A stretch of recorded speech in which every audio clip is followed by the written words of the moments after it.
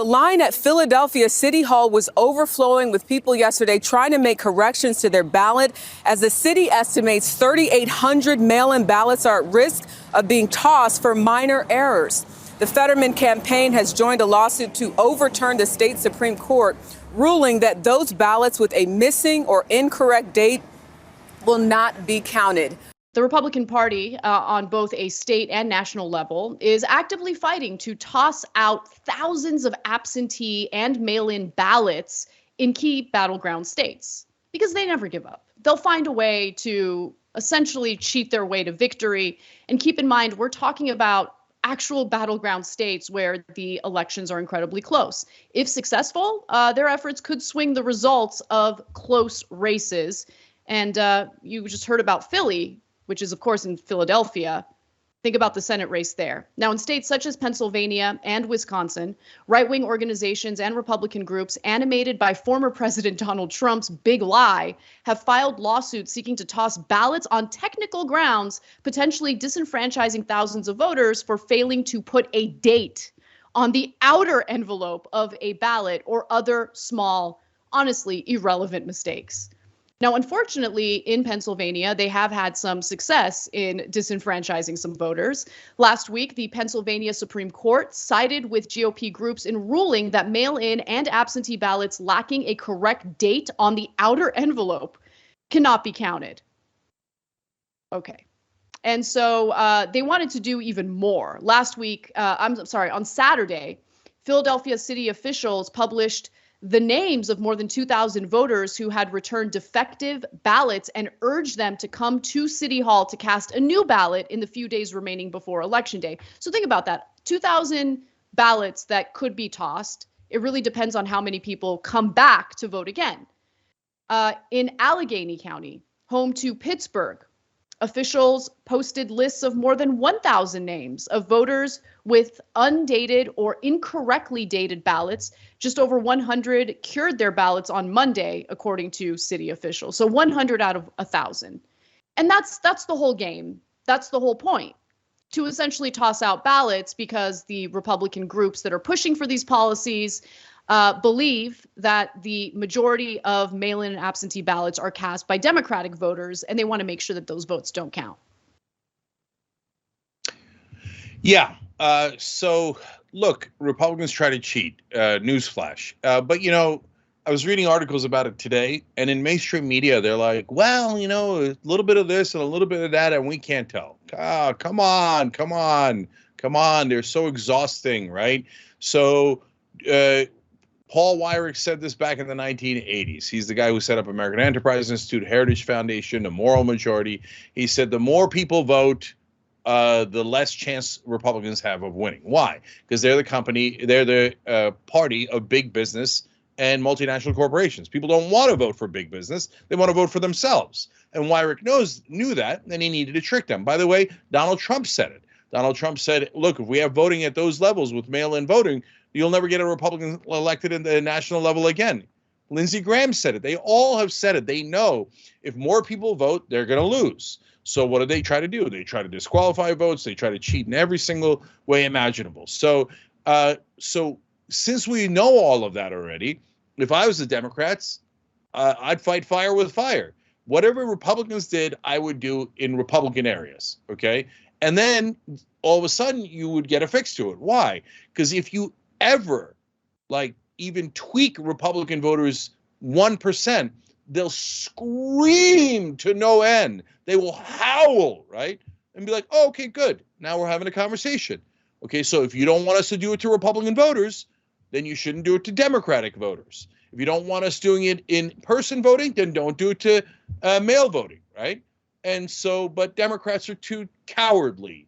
So they would never do that. Like, oh, no, but then somebody in the media will yell at me. I'm just going to lose with civility. So, look, I don't know if it'll cost Fetterman the election in Pennsylvania, but it's super close right now. It's super close. And so if I was Fetterman, if I was the Democrats, I would have a plan ready to, if they're going to suppress our votes, I'd have a plan to suppress their votes. You can go ahead and cry. Cry, Republicans. Cry. I want you to cry so we can fix the problem and you can stop cheating. right? But Democrats way too weak to ever even consider that. Yeah, and look, the one area in which Republicans luckily did lose in Pennsylvania is they wanted to prevent the counties from reaching out to the individuals whose votes or whose ballots had issues.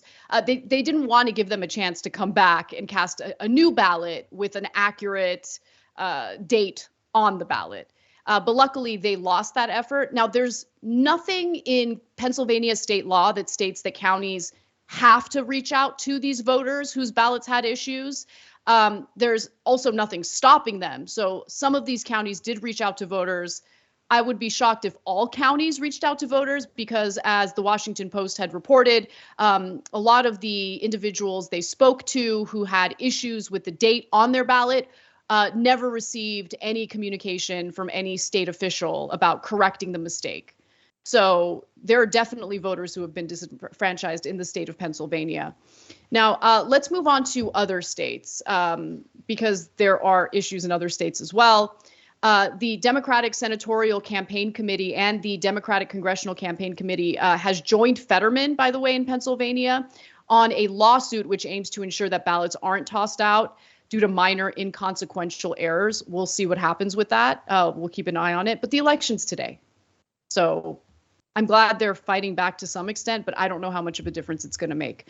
Now, Georgia isn't any better. In Georgia, home to a razor-close U.S. Senate race that could decide control of the upper chamber, right-wingers have challenged the eligibility of tens of thousands of individual voters, making use of a GOP-crafted law allowing state residents to file an unlimited number of challenges. And so that's just meant to slow things down and just make it increasingly difficult for people to vote and have their vote count. In Arizona, Michigan, and Nevada, Republicans have filed lawsuits aimed at requiring the appointment of more Republican poll watchers, which, look, I don't care about that as long as they're not intimidating voters, which we have seen in Arizona, which was taking place at ballot drop boxes in Arizona until finally a judge stepped in and prevented them from doing it. But having poll watchers who lean Republican, I don't care as long as they're not intimidating people who are working at the polls or the voters themselves. So, guys, if I thought not having the date on the ballot, like the issue in Pennsylvania, was a real issue because it was going to have people cheat, et cetera, I would be dead set against letting them vote. Okay, because I know that if there's a slight ability to cheat, Republicans will jump all over it. You always have to be fair and think about shoe on the other foot, right? So, is the date being wrong or not on the ballot an issue for these mail-in votes? No, not at all. And the Republicans have not shown that it's an issue. They haven't shown that there's any kind of cheating or anything like that, right? So given that, then I would go to the Uygur method, if you will, the Uygur maneuver. So go to Georgia in that case, right? So in Georgia, they're saying, all right, we're going to challenge all the Democratic votes in heavily Democratic districts like Atlanta. Well, Democrats, what are you waiting for?